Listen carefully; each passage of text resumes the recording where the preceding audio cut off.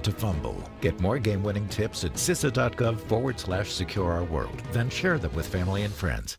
Hey, I'm Keith Spiro. My guest this week on Let's Talk is Catherine Mansfield, the 2025 drum major for the LSU Tiger Marching Band. Catherine, is there a song you would love to play with the marching band that you haven't yet? If I had to pick something, it would probably be Immigrant Song by Led Zeppelin. I feel like that would be a really powerful marching band tune. I have the utmost respect for your musical taste. Good choice. Thank you. Tune in to hear that and more from Catherine Mansfield this week on Let's Talk. We're local and educational. You're watching WLAE-TV, celebrating 40 years of New Orleans public television. Inside New Orleans Sports with Eric Asher is underwritten by... At Villere's Florist, we deliver the magic of flowers 7 days a week to the North Shore and South Shore in the New Orleans area. Whether it's for birthday parties, baby celebrations, Villere's provides colorful floral displays for all. With a store full of fresh-cut flowers, exotic tropical flowers, orchids, roses, and even fruit baskets, our goal is to make your vision a reality. Villere's Florist, proudly serving Louisiana since 1969. Dave Miette Insurance Agency. Auto, home, flood, business, 504-556-0809. Dave Miette, INSagency.com. CNC Drugs is a family-owned pharmacy that's been serving Southeast Louisiana for over 50 years. Whether you need help taking care of an elderly family member, a growing child, or even a pet, CNC provides patient-centered care for your entire family. CNC Drugs, large enough to serve you, small enough to know you. Locations in Mandeville and Araby.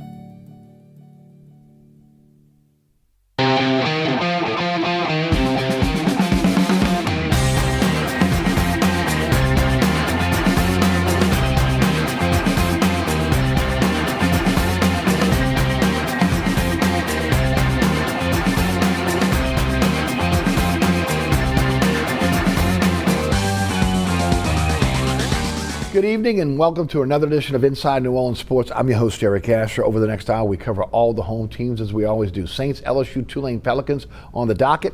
To break it down for us, to the best we have in the city and the state, Rene, Nadeau, CrescentCitySports.com, Guerry Smith of Noel.com, the Times-Picayune, and the Advocate.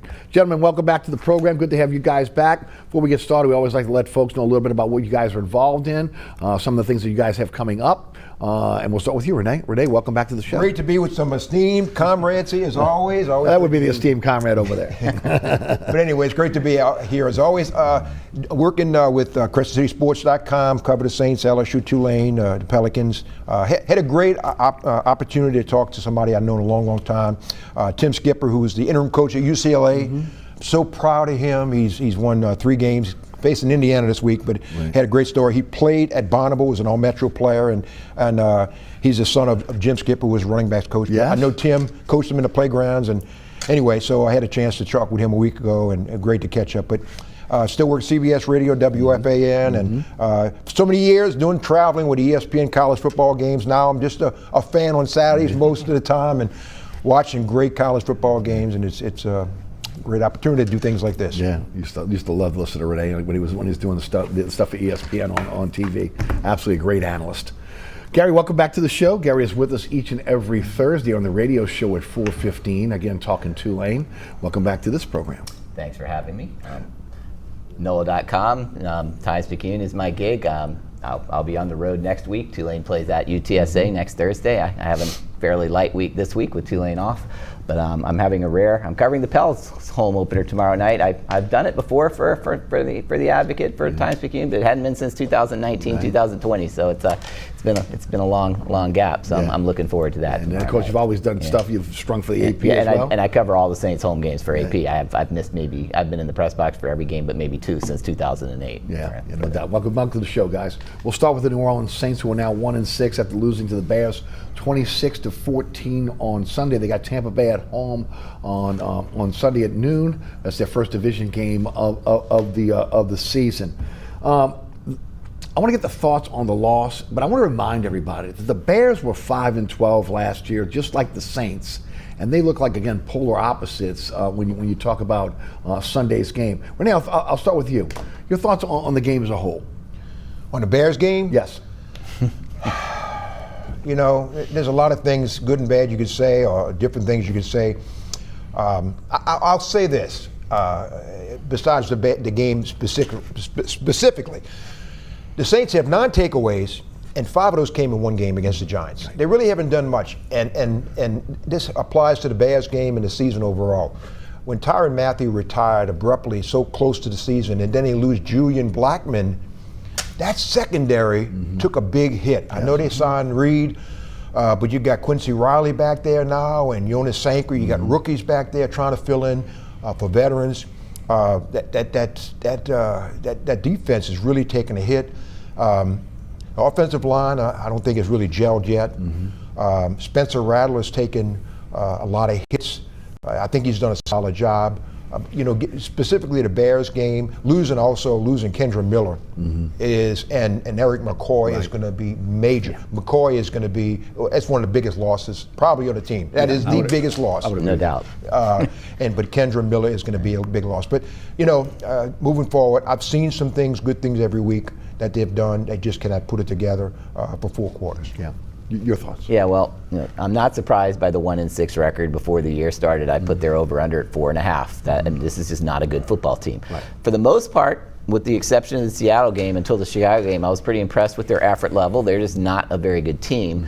That was a stinker against the Bears. I didn't like the effort level, and I'll single out Alvin Kamara on back-to-back plays in the first half. Gave no effort on. He has to protect the quarter. He has to protect Rattler. And one time he just didn't even try, and the second time he just got run over on back-to-back plays. Right. That's the kind of stuff that when you're not a good team cannot happen, and that happened a lot. Now, it's kind of amazing they only lost. I mean, they were actually in the game at the beginning of the third quarter after they scored, so as horribly as they played, they were still in there, but in terms of, I thought, to me that was clearly their second worst game of the year. The Seattle game, everything went wrong. But the other games, I didn't feel like they did that much wrong other than they're just not a good team. This one, and Rattler, I felt like had his worst game of the year too. I mean, he started once he got pressured, he started just forcing the ball, which had been his MO in the past, which he had not done in games earlier this year. Obviously, again, McCoy and Miller losing those 2 guys, that's huge for this team, especially losing McCoy. You know, both guys now 2 years in a row, injuries again, taking them out for the season.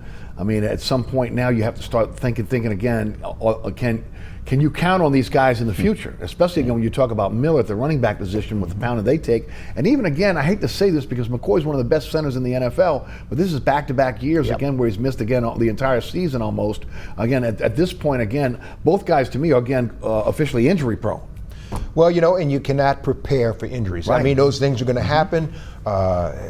You know, the bug bites you. I mean, Eric McCoy, what else can you do? I mean, a guy rolls up on you or whatever, maybe you hit from the side. Right. Injuries are going to happen. It's just a lot of luck plays into that. You know, when somebody goes down, somebody steps up. And Devin Neal, well, it's a big opportunity for him. You're talking about Alvin Kamara. I know he's done some, you know, he's started getting the twilight of his career. Devin Neal, and everybody knows at this table, 6th-round pick. Now, don't think I'm crazy when I say what I'm going to say.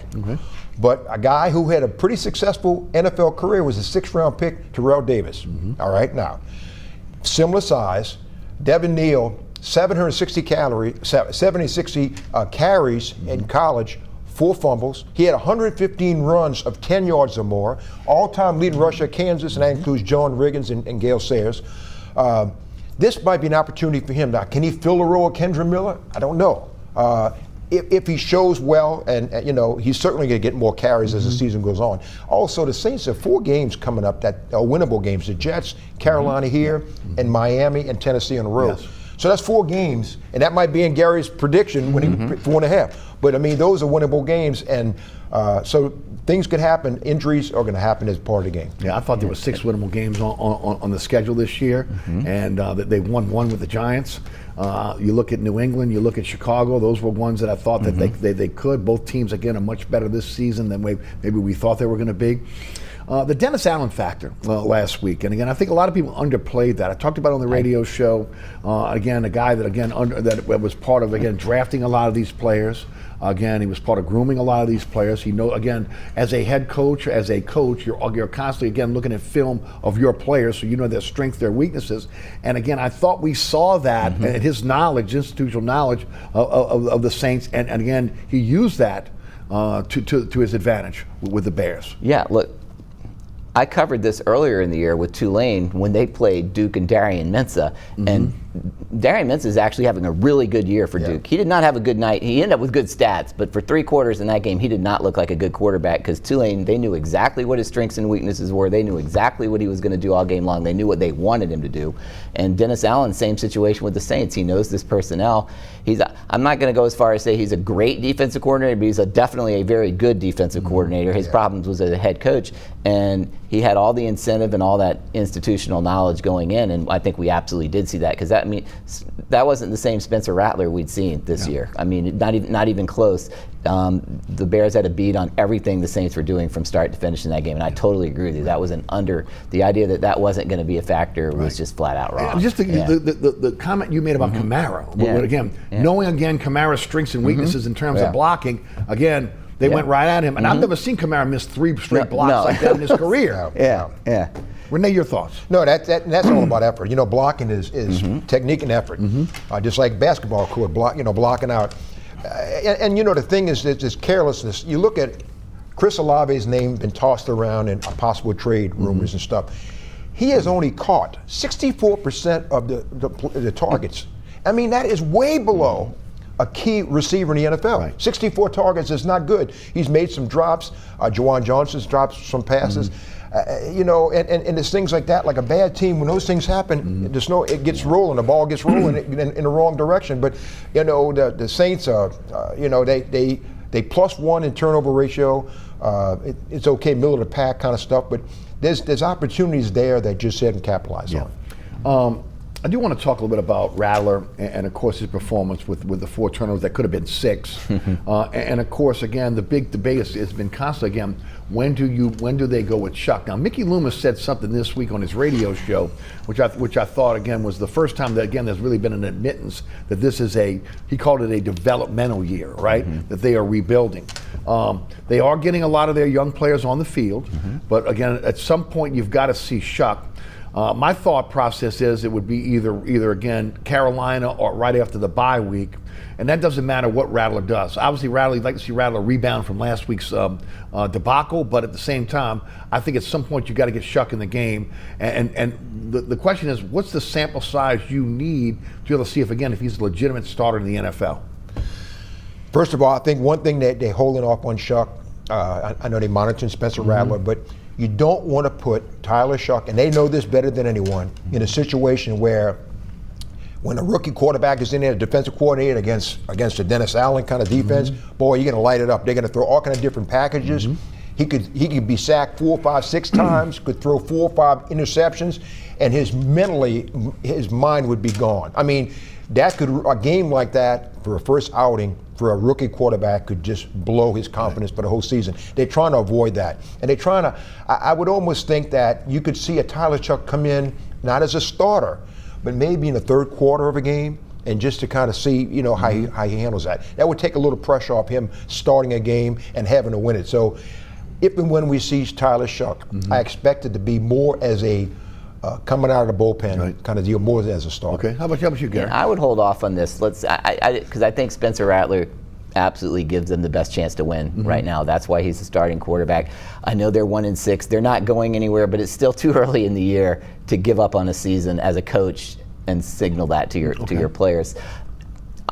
Definitely, they need to see Tyler Shuck at some point this year. You don't draft a guy and then not play him at all when you're trying to figure out your future. But I don't see it as imminent unless Spencer Rattler makes it imminent by playing as poorly as he did against the Bears, where he doesn't give them a real chance to win. But the Spencer Rattler I saw previously than that, I just think he's just better than Tyler Shuck right now. So I would hold off on that. Again, in my opinion, I think they're going to do it after the bye week. I think they're going to use the bye week to be able to get him ready, and because you have to see what you have, and that'll give a. And that's also probably the weakest part of the schedule as well, down the stretch there, based on again, how teams are playing right now.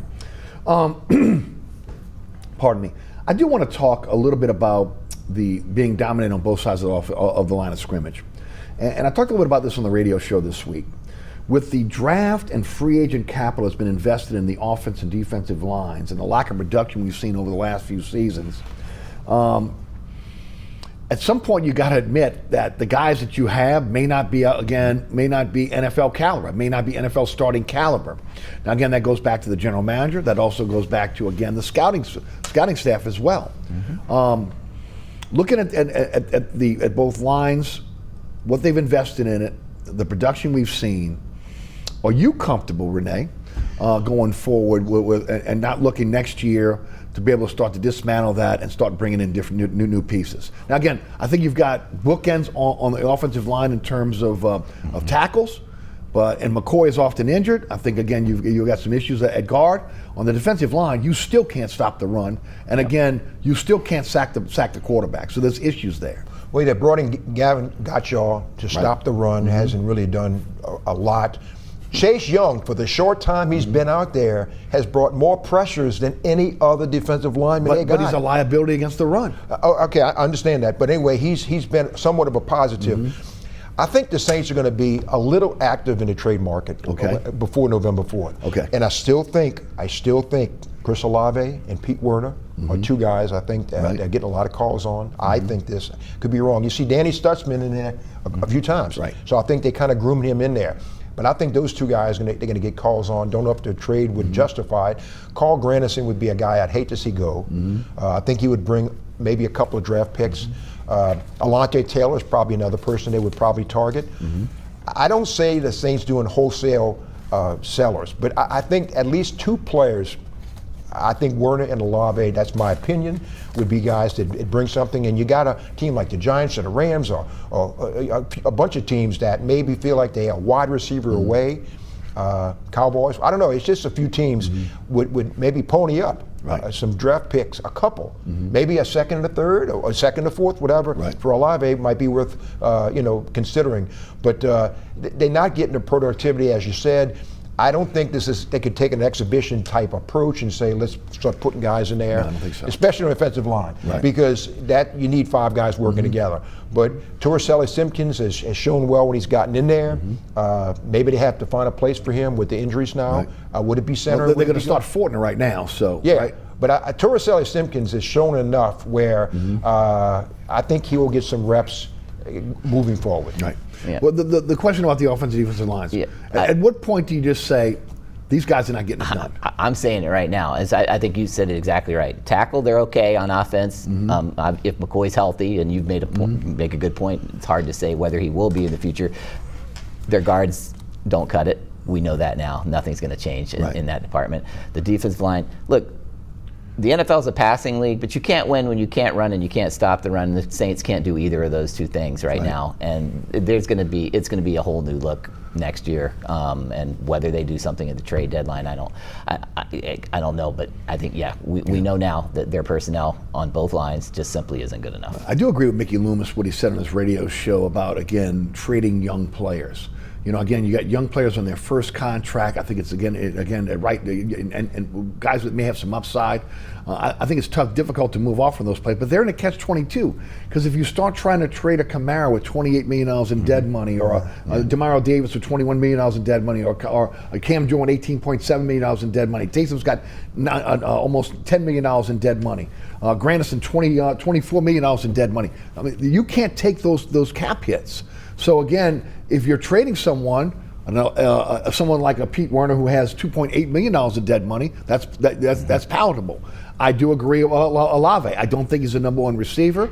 I think they overpaid for him in the draft. I think he's one concussion away from his career being over. So again, if you can make a move now with him, I think you should make a move with him now before the trading deadline. Yeah, and I think you'd bring something there. And you got guys like Brofton was hurt, third-round pick, defensive lineman.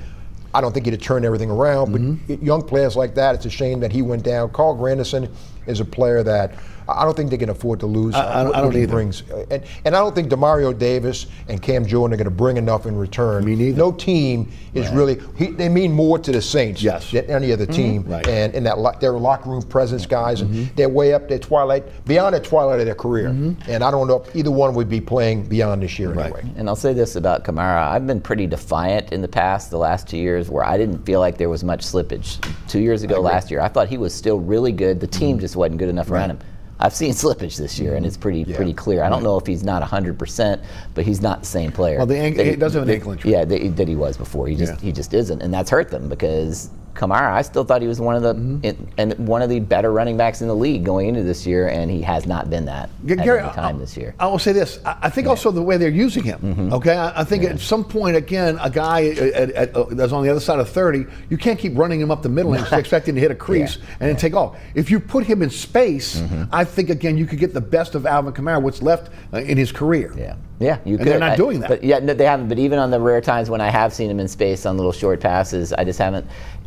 The first guy used to never get Alvin Kamara down. Just didn't happen in space. And I'm seeing it more often where he just gets tripped up as he's about to maybe make a And this offense fit Kendra Miller more than Alvin Kamara. It's unfortunate that he's going to be gone because he was better between the tackles. Of course, he had an injury history too, which is why I was opposed to them taking him in the first place. I mean, you can't.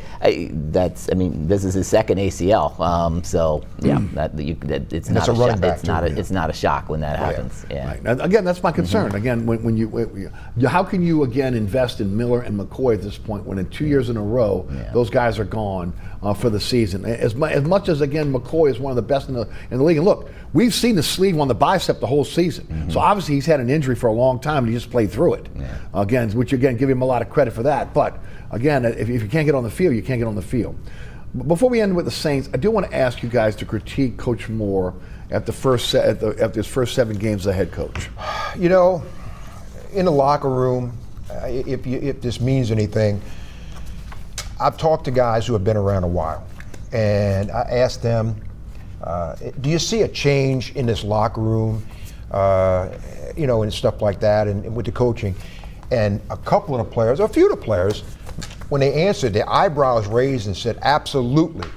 And a couple of them have told me, and maybe Gary's gotten answers like this from the players too, have said there were players before that we couldn't trust, and there were coaches before that we feel like we couldn't trust. Now, this is coming from the players. They didn't name anybody, I didn't ask, but it seems like he's done some things. And again, I know this is off the field, but they said he's promoted a lot of camaraderie. He did things like when he went to Seattle a day early, got a boat ride, put them all together. It seems like he's got the players' ears, and he trusts, and they trust him a lot. Now, that turned into wins and losses. Some people have said maybe he's too easy of a coach. You know, during practice in the summer, in August, I remember him cutting practice loose 10 or 15 minutes, and it sounds, and some of the fans will say, why is he doing that? It's a reward. If we got everything done, and players don't forget that. When you take 10 or 15 minutes off a hot practice in August, they appreciate that. And his response when we asked him why, because we got everything done we wanted to. So I guess to answer your question, he's got the confidence of the players. I don't think they have the team to compete right now. Agreed. So it's talent right now, and they could not turn over the whole roster in 1 year. But you see a lot more players going after this year, and some of the draft picks they got rid of. What's the guy? They got rid of the guy from Peyton Turner. Okay, I'm just saying they got rid of guys in the past that were #1 draft choice, and you'll see guys going this year who are not locked in to that after the rookie contract, and you know who I'm talking about. So there'll be guys going after this year because incrementally you have to change the roster to fit, but you can't do it all in one year. I think like 26% of the roster got changed over in this first year with Moore. Yeah, the jury's still out on Kellen Moore. First of all, it's a very low bar because there was no respect in the locker room for Dennis Allen. Go back to Jameis Winston and the touchdown at the end of 2 years ago. Open comments by Alvin Kamara. I mean, it was just clear that they didn't respect him in the whole way, and I think there is that in the first year for Kellen Moore. I'm a little concerned with some of his clock management situations because generally as a coach, you're either good at that or you're not. So I'm not so sure he gets a pass just because he's a rookie head coach in his first time.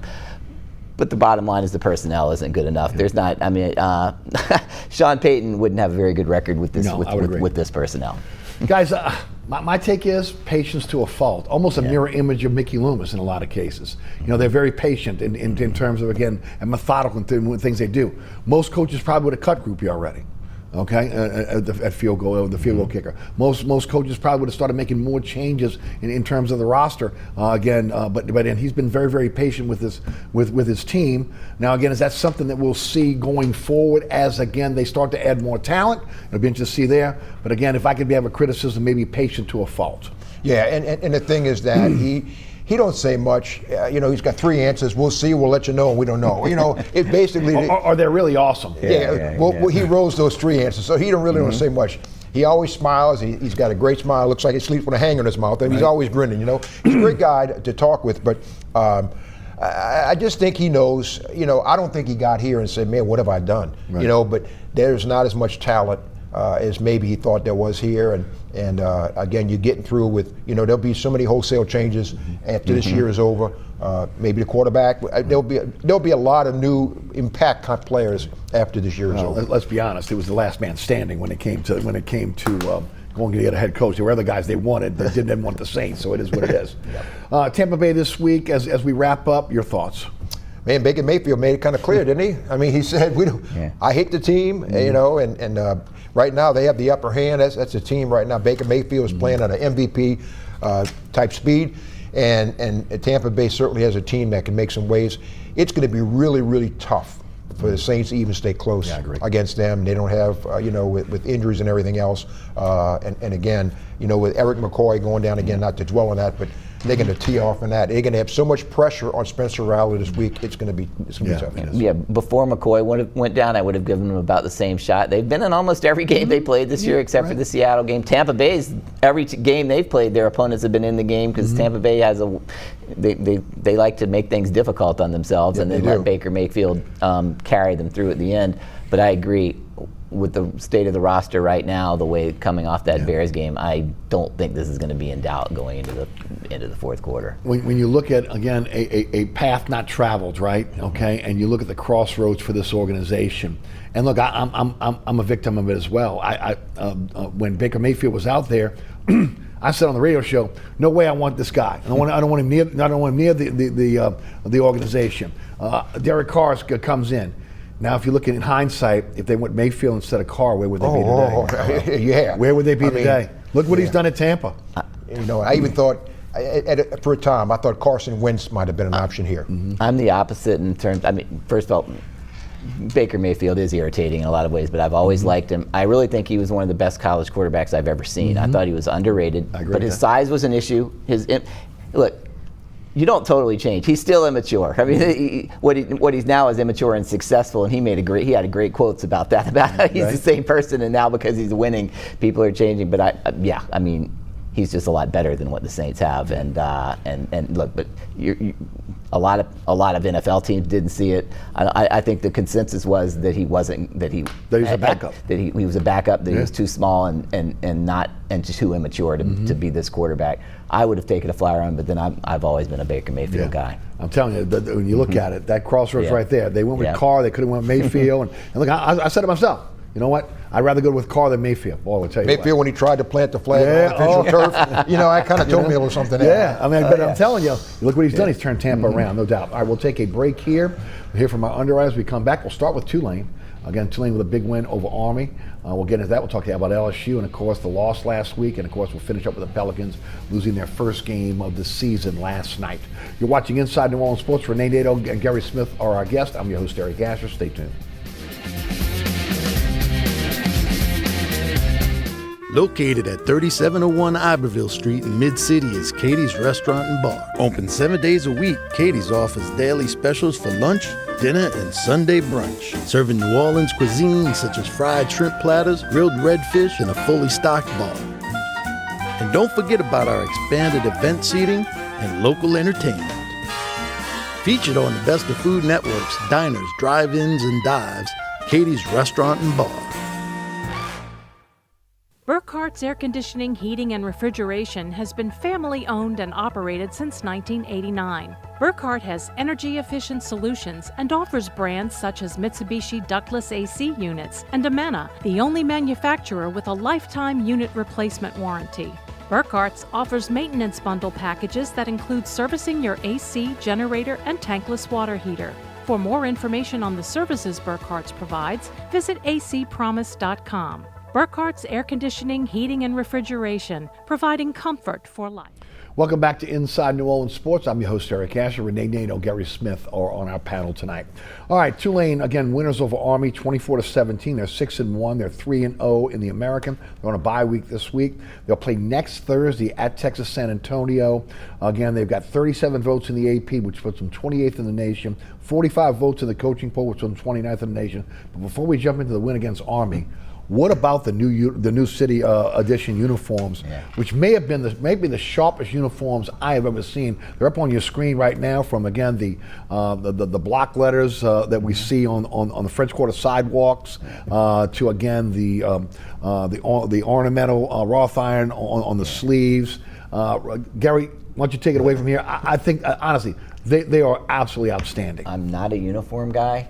Those are beautiful uniforms. Yes. I mean, they've hit a home run. They really have. With these uniforms. I was skeptical when I heard about it, when they were going to have these specialized uniforms, but they're gorgeous, and they're going to wear them against Florida Atlantic in the homecoming game on November 15th. I think we'll see them a lot more down the road in the future, because Tulane's always done pretty well with uniforms, but this is one of the best specialty uniforms I've ever seen. I agree. Again, you go back to some of the uniforms that the Pelicans have had, their city edition uniforms that have really looked good, really looked sharp. Really, again, depict our culture here in New Orleans.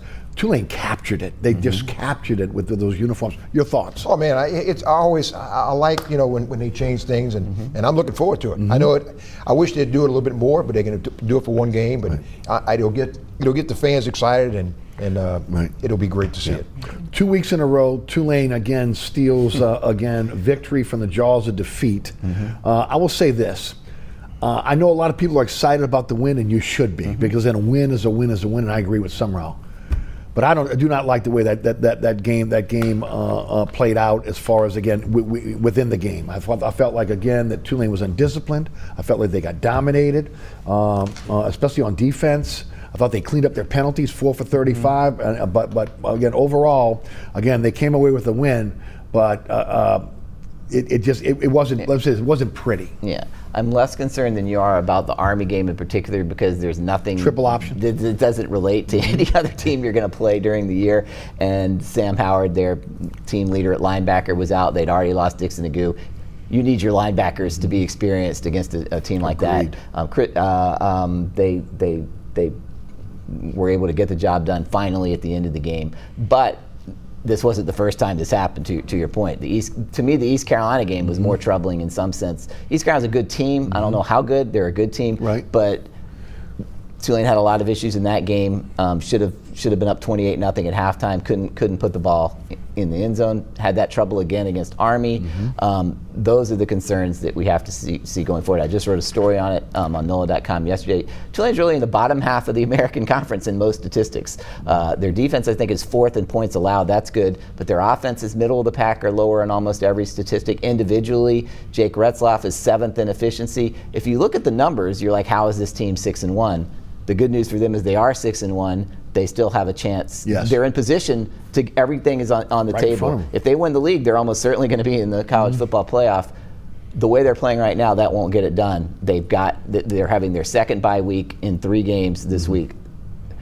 The first one didn't help them in terms of getting better. They need to get better the rest of the way. And if they do that, they're certainly capable and talented enough to win the league. But they can't continue playing the way they've been playing. Renee? A couple of guys, and Guerry would know this better than I, but a couple of the transfer guys they brought in maybe didn't produce as much as I thought they would. Okay. I'll throw this out. Jake Retzlaff leading rusher right now. I think that's been done by a quarterback maybe 3 other times. I might be missing 3 different players. Steve Foley, Terrence Jones did it twice, and Justin McMillan. And I might be missing one, but so it's a rarity when Tulane has the leading rusher as a quarterback. But Jake Retzlaff has really pulled things together. I mean, I didn't know he would take control of the offense like he has. The Javon Gordon kid, I'm very impressed with. He's a freshman. Offensive line has done good, you know, and they with Hollifield coming in and all, I think, and you know, he's done a really good job at center. So, and Coach Summerall has done a good job. Losing Howard, not only as a lead tackler, but his presence in a locker room and on the field in the huddle. When you lose a guy like Sam Howard at linebacker, you really lose an awful lot. Emotionally, you know, as a veteran experience and things like that. So not having him out here certainly maybe gives the offense a little bit of an advantage. And Retzlaff, he's a winner. Now, having said that, his winning touchdown was a terrible decision. He threw it into double coverage. Yes, he did. It got tipped. It could easily have been intercepted. Just Shaz Preston happened to make an incredible play. Beautiful spin off the tip and to reel that in. But that was not a good throw. But before then, Retzlaff had been really accurate. He's great in the 2-minute drill. This was his MO at BYU too. His numbers weren't that pretty at BYU, but when it was winning time, he made plays. He's gotten comfortable with receivers. The receivers are playing much better. Yes. Offensive coordinator Joe Craddock told me earlier this week that he put a lot of the receivers' problems on Retzlaff earlier in the year because he said he was throwing Nolan Ryan fastballs on passes that needed to have nice touch, and he had to stop it. And he pointed to a couple of passes in this game where he just threw touch passes that were able to catch. Jake Retzlaff, he's not only a winner, he expects to win. He wants to win a championship. That's to him, anything less isn't good enough. And so to me, that's the most encouraging thing going forward is they know when they really need a play, he's probably going to be able to deliver it. You know, Guerry, the touchdown to Preston was incredible. Yeah. To me, the touchdown before that was the key. was the one. You know, reading the coverage, understanding. Once again, it was laid out by Retzlaff in the post-game press conference. Again, what was going on, the behind-the-scenes mechanics of that play. That was the more impressive one to me. First of all, can I say I got into the sports writing business in 1990. And I've never had a coach-quarterback combination in John Summerall and Jake Retzlaff who are better quotes. Jake Retzlaff he tells it like it is, and he really lays it out. But no, that was both by him and Bryce Bohannon, because what happened was they thought they were going to play man defense, and they had played zone, and the play they had didn't work at all against that. And Bryce Bohannon said he knew once he started running his route that he was just going to run right into coverage. So he made an adjustment and changed his route, went to the end zone. Retzlaff had the patience, didn't get nervous on a 4th down and 8 play, bought some time, and then laid it in there for him. And you're right, that if they don't make that play, they don't win. Right. They're not stopping. Army's getting 1 first down and running out the clock. They had to have that touchdown, and they delivered on that. So I could be wrong. Bryce Bohannon, this is his first touchdown. First ever touchdown. I mean, isn't that incredible? He's a smart guy. And I mean, so I'm saying is that he has done his duties the whole career here. He's a senior now. It's his first touchdown pass. Yeah, because let's face it, he doesn't have a ton of natural ability. He's in his 5th year now. He just worked his butt off for 5 years, and now he's in the position where he's really going to help this team win. Guerry, what does this team have to do to be in the American Conference Championship game and get to the college football playoff based on what we've seen in the first part of the season? What do they have to change now to be a better team, to be a champion? Yeah, I mean, first of all, the offense, they've got to be better in the red zone. That wasn't really a problem all year, but man, has it been a massive problem the last 2 weeks.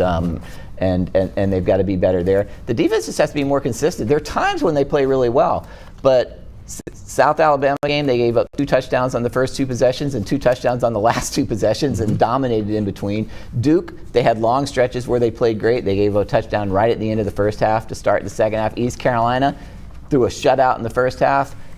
Probably frustrated they didn't have a bigger lead. They gave up 2 touchdown drives at the beginning of the second half. The defense has shown the ability to be really good, but right now they've kind of been just slightly above average. Those are the 2 keys. But Memphis losing to UAB helped them a lot because it now is not Tulane.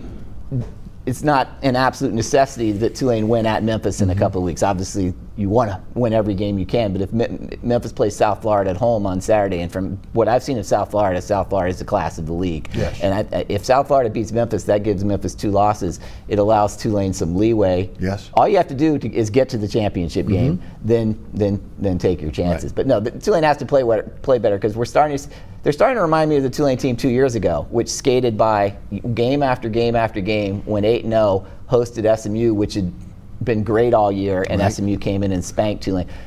The way Tulane's got to play a lot better, in my opinion, to be able to beat a South Florida in the conference championship. Renee, your thoughts? You know, the thing is, and Guerry knows this, and he said this, there's 2 or 3 games that they could have lost. They just didn't play well enough, and you got to finish games.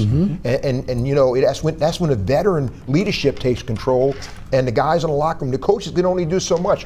The guys in the locker room say, you know, in the huddle, like this, you know, they can't go no more first downs for the opposing team or the offense. We have to get this next first down. The veteran leadership has to take over. The offensive and defensive lines have to take more control because it shouldn't have come down to a situation of Army, East Carolina game, as he said, and either Duke and South Alabama to been that close. Yeah. It should have been a lot easier ride to the finish line. And Howard will be back for Texas San Antonio, right? No, I don't think so. I think he's not going to be back for that. I think he'll be back for Memphis. And Texas San Antonio is an interesting team. They've been horrible on the road. They've won 1 road game from the start of last year to this year. They've only lost 1 home game in that span, and their numbers are almost they blow teams out at home. I mean, every team's better at home than on the road, but I've never seen a team that has that big experience. They're not a great team. They did lose to Texas State at home this year, so I'm not making them into this giant. But they're a team that if Tulane keeps playing like they're playing at home, they'll have a chance to beat Tulane if Tulane doesn't get it together. Things are rocky in Baton Rouge right now. LSU loses to Vandy 31-24. They're 5-2, 2-2 in the SEC. They're now 20th in the AP, 19th in the coaches pool. And they got Texas A&M coming to town on Saturday night. Just so undisciplined on defense against Vandy on Saturday. Inability to contain Pavia. They obviously didn't read the scouting report on the tight ends, because that's who he throws to. And then got out physical by Vandy on both sides of the football. Renee, you're tied into LSU. What's going on up in Baton Rouge right now?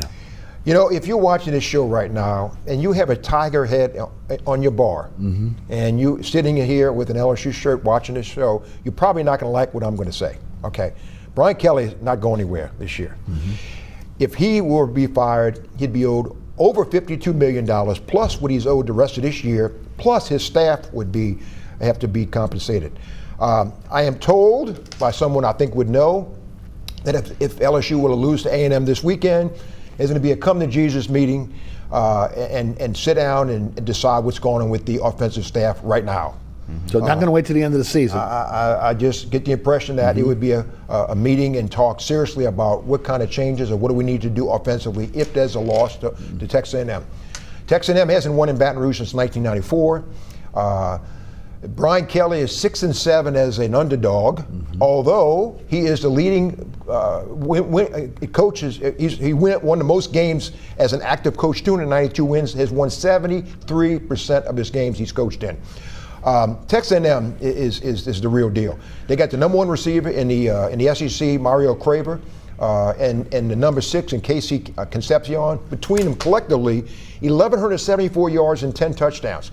Also, Texas A&M defense only allows 23% success rate on third down to the opponent. So they're going to be a really, really stout test. Against Vanderbilt, the LSU did not have Whit Weeks, and he won't have him this week, and not sure when he's going to come back again. Okay. That is an emotional leader. Throw stats aside. Yes, he is one of the top tacklers on the team, but Whit Weeks, not having him out there, he is the emotional leader in the huddle, in the locker room, and everywhere. And he makes no false step kind of guy. They did not have Bernard Gooden against Vanderbilt. Bernard Gooden has recorded the most pressures out of any defensive lineman in the SEC.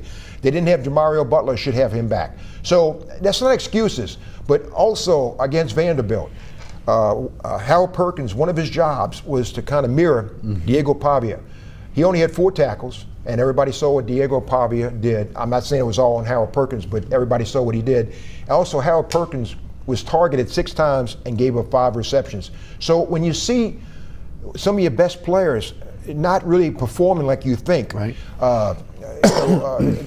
Bauer, the tight end, and Nick Anderson, two guys they brought in from Oklahoma and paid money for, have really seriously underperformed, been graded in the 30s and the 40s. It's just, coaching is something, but also performance. Once you get between the white stripes, you have to play.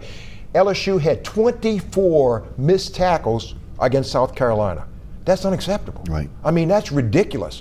And you say, well, you got to, no, you got to make the tackle. And again, scheming is one thing, granted, but when you underperform, like the numbers I'm throwing out there, and I'm a little bit aggravated because, when you get between the white stripes, a light should go off and you should step it up to a different level. And when he's talking about Al Kamara, before about not blocking properly, and you don't take plays off, okay? And I know I'm kind of ranting a little bit, but the thing is that they would have to win out to get a chance to do it. Can they do it? Yeah, they could, but they're playing a number 3 team in Texas A&M this weekend. It's going to be a really tough battle. Could I see LSU winning? Yeah, maybe, okay, because the crowd does make a big difference. And talent-wise, LSU does match up, talent-wise. The big difference in LSU is their offensive line probably has graded out the worst in the SEC. The worst. And I'm talking about grading out. Pro Football Focus gives them a 30 to 40 grade almost across the line. All right. Jordan Thompson has graded out pretty good, and Braylon Moore has graded out pretty good. But for the most part, Weston Davis has been bottom of the barrel. And the offensive line, and when you don't have a good offensive line, Garrett Nussmeier has taken some serious hits. That has changed his game. And just the fact that Garrett Nussmeier has done as well as he's done, he has really moved around in the pocket and done some things that were not expected, to make the offense a little bit better than it was. But the running game, no success, has really killed this offense. Yeah, I think the genesis of the problems we're seeing on offense comes from the lack of talent on the offensive line. And I don't want to say lack of talent. Maybe again, right now, lack of experience. Because again, look, I see the depth charts. These guys are 4 stars across the board. I mean, when you talk about the offensive line, when I'm talking about the guys they've recruited, these are 4-star guys. Now again, you got to coach them up when you get them, but those are 4-star guys. They should be better right now in the offensive line than they are, but they're not. That's an issue. And look, I think I said on your TV show, it may have been at the end of the 2023 season or in the spring of last year. When Brian Kelly was hired, I thought he was the right choice. I thought he would really do a great job. And let's see, one of the alternatives just got fired at Florida that some people wanted him to. They could have gone that route. That would have really been bad. But I turned on Brian Kelly in 2023 when he had a transcendent offense with Jaden Daniels, one of the best. I mean, you're never going to see an offense like LSU had in 2019. That was maybe the best offense in college football history. But that was a pretty good facsimile, and they didn't take advantage of it because their defense was so bad. You can't. It was worse than a defense at LSU should ever be. I don't care what the experience was.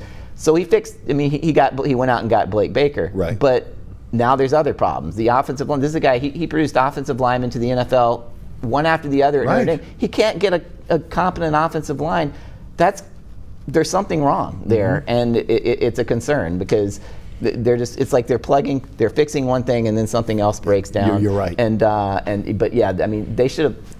How they couldn't make a playoff, granted it was only 4 teams 2 years ago, but how they couldn't make a playoffs with the year Jaden Daniels had 2 years ago, then you're like, well, fix the defense. And then defense it's not great now, but it's a heck of a lot better. It's been great at times this year, and their offensive line stinks. They can't run most of the time. They actually ran pretty well against Vandy, but they can't run. And Nussmeier isn't the same player he was last year. Whether that's injury related or not is still kind of unclear. But there's something not right with that program, and it's going to. I mean, I agree with him. I don't think. I doubt there's going to be any coaching change made at the top. But I don't see how you could be confident that LSU is going to get to where they thought they were going to get at any time with him now. Gary, I agree with you, and I've talked about on the radio show. I think that again, when you talk about what happened with the Ogeron experience at the end, where again everybody defected, 30 scholarship players. Kelly comes in. Kelly was a foundation builder, and again, you really felt good. You almost again mirror like Nick Saban, what he did in terms of building a foundation when he came to LSU. But along the way, college athletics changed. Okay, so again, NIL, transfer portal. At that point, again, you have to be able to to change with that. I think he finally got on board last year again in terms of putting up his own money, again about $18 to $20 million in terms of NIL money to build that defense for the most part. But again, he's still got to prove that he can coach at a high level in the SEC. And I'm not talking about other kind, in the SEC, again, under the new rules, under what we're seeing in college football. And that's a great point because you're right. He really, a light kind of clicked on this year when he kind of got all sold in on the transfer portal. Right. It was prior to that, it was recruiting. Right. And you got to get on board with that. And again, I'll say this to his defense, as I just said, he's also tapped into some guys, and I'm not, Bauer Sharp and Nick Anderson. He's brought some guys aboard who've just been bitter disappointments and or have not lived up to what they thought. So the coaching up, I totally agree with that. And also some guys sometimes, and you have to know when to cut bait. There's some guys who are 4-star, 5-star, whatever, but they're as good as they're ever going to be in high school. And when they get to college, they level off. Yes. And you don't know if these guys maybe are as good as they're ever going to get, and you have to cut bait and move on, or you're sitting on a China egg with some of these players, hoping they hatch, and they're never going to hatch. Yeah.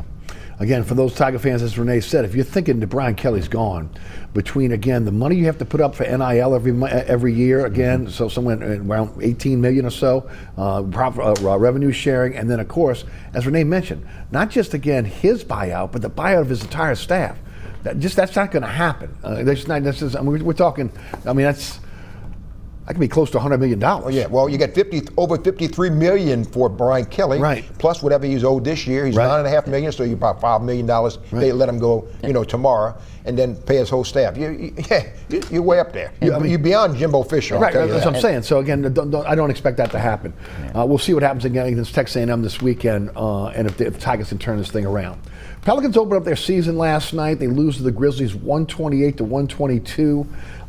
First of all, started fast. Looked like again like that they were going to really take Memphis. Poole carried them early with 15 points, knocking down threes. They had a lot of energy, but were kind of leaky on defense with their rotations.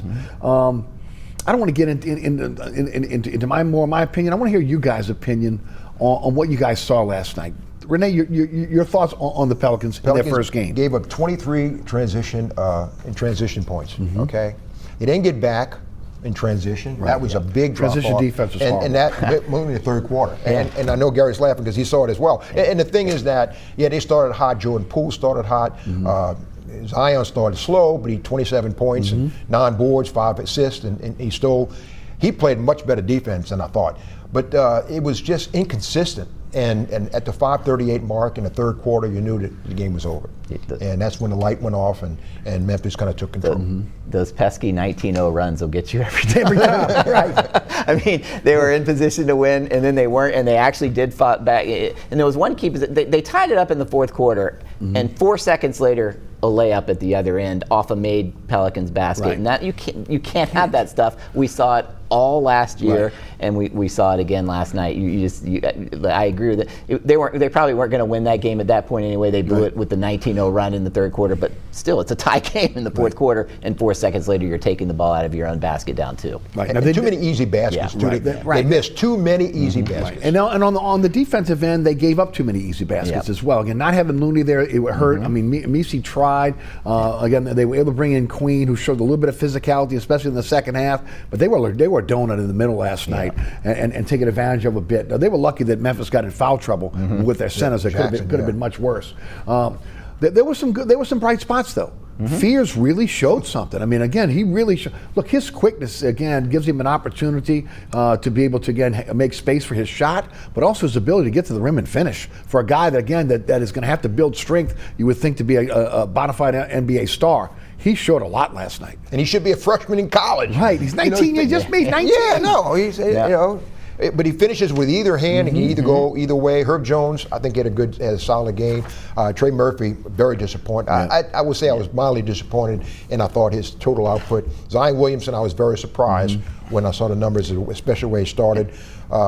And I thought, I don't know, I guess Sadiq Bey, I don't know what I was expecting there. He hit a solid game, but he's going to bring some toughness and some leadership. Yeah, and they need that. They need that and stuff. And I think they're going to need Derek Queen to step up. Now, Misi, we don't know how long he's going to be out. It could be a few weeks. Right, with the ankle. Yes. With the ankle. It did not look good last They're night. going to have to bring in, but it's going to be a while because Dickerson's not going to be able to carry him again in terms of center. Because Mooney won't be back for another couple of weeks or so. Right. So they're going to have to address with a veteran to bring in a veteran center. And let's face it, they're going to have to overachieve a lot based on national expectations to get to anywhere where people think. Because my paper, I saw some predictions. Rod Walker canvassed all the media in New Orleans, and there were people predicting 49 wins and 48 wins.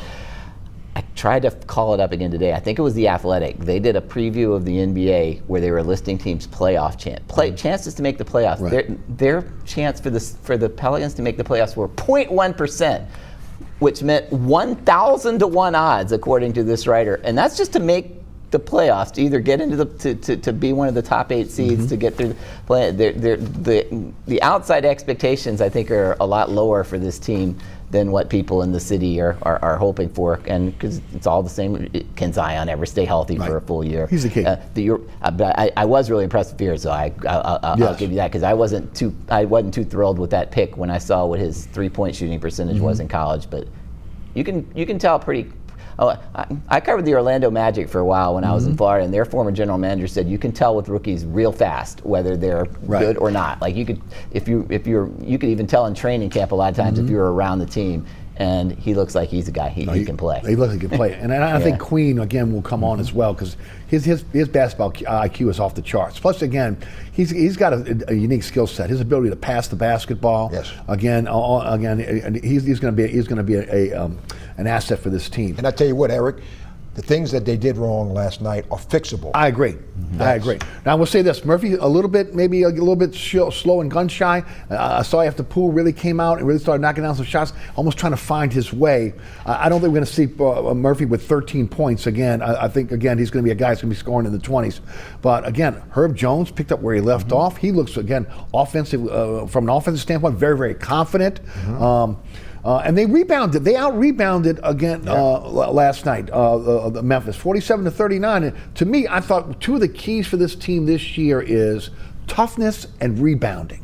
Okay, now again, and they got to get back to being that defensive team they were a couple seasons ago under Willie Green. Now, the question is, do they have those pieces on this roster? I think we're going to find out in time. But again, I think today, in today's NBA, again, yes, you've got to score, but you've got to be able to defend. Well, and I remember talking to Joe Dumars when we had media day and asked him, could you build this Pelicans team like the Pistons team that you played on? And he said, it's a different game than it was when I played with the Pistons, but accountability, toughness, when playing between the white stripes, yes, it could be the same, because we had those 3 features in the Pistons team that won an NBA title. So yes, accountability, playing the best you can and being where you're supposed to be and not making mental mistakes, things like that. You can have a team very similar to a Pistons team if you do that. I think you're right, though. Again, one of the things that's going to be a problem is, again, not having a true center with Looney and Misi out now. And they might not. Yeah, I mean, they're not going to have any center against Victor Wembanyama. I mean, that was one of the worst. How do you deal with San Antonio on Friday night? When Misi went down with that ankle injury, it was like, oh my goodness, there they go again. First game of the year. It's probably not going to be a long-term thing, but they don't seem to be able to play a game without somebody going down with something. And because of the changeover in the roster, even though you have the same head coach, again, new pieces that are going to be integral pieces, it's going to take some time for this team to mesh. Yeah. Okay, and I think we'll find out a lot about maybe after the first 20 games, if they can kind of stay healthy, again, what type of team this will be. But let's face it, this team goes as far as Zion Williamson's going to take them. Oh, absolutely. And if he has the kind of game that he had last night, that's a great sign. Yeah. Again, I know you talked about his defense a little bit. Again, he lost a lot of guys in transition, which is one of the reasons why they were having problems. But again, he is playing defense, something he didn't do previously. No, right? he was not playing. He was not playing. He's giving the effort now. But 23 transition points, that cannot happen. Can't. Again, you're going to get crushed every night, no doubt about it. Rene, Nadeau, Guerry Smith, thanks so much for joining us today on Inside New Orleans Sports. Thank you. All right, great panel as always. All right, folks, thanks so much for tuning in. There's a QR code on your screen that will take you to my website, ericasher.com, the WLAE-TV YouTube channel. Again, click on that QR code, and you'll be able to catch the show as well. Also, again, we are so blessed. I say this each and every week. WLAE-TV, WLAE-TV2, Pelican Sports Network. There's so many ways to catch our program. Set your DVR, and you'll never miss the show. You can catch me on the radio, 106.7 The Ticket. I'm on 4 to 6 weekdays. You can listen live at ericasher.com. Also, again, the WLAT, the Tickets website also has, again, an option to be able to listen live there as well. iHeartRadio app, TuneIn Radio app. We have our own app as well, 106.7 The Ticket app, that you can listen live to the station and the show. And of course, again, we want to thank our underwriters who make the show possible, each and every one of those underwriters. Please support our underwriters. And of course, the folks here at WLAE-TV do a fantastic job producing our show each and every week.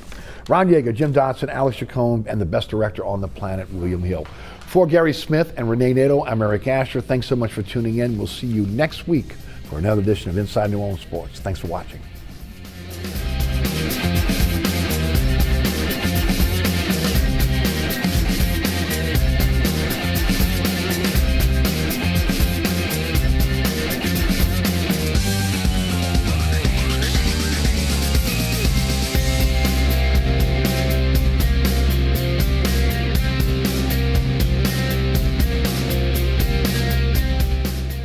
Hey, I'm Keith Spiro. My guest this week on Let's Talk is Catherine Mansfield, the 2025 drum major for the LSU Tiger Marching Band. Catherine, is there a song you would love to play with the marching band that you haven't yet? If I had to pick something, it would probably be Immigrant Song by Led Zeppelin. I feel like that would be a really powerful marching band tune. I have the utmost respect for your musical taste. Good choice. Thank you. Tune in to hear that and more from Catherine Mansfield this week on Let's Talk. First tee was more than golf. It's where I discovered what I'm capable of.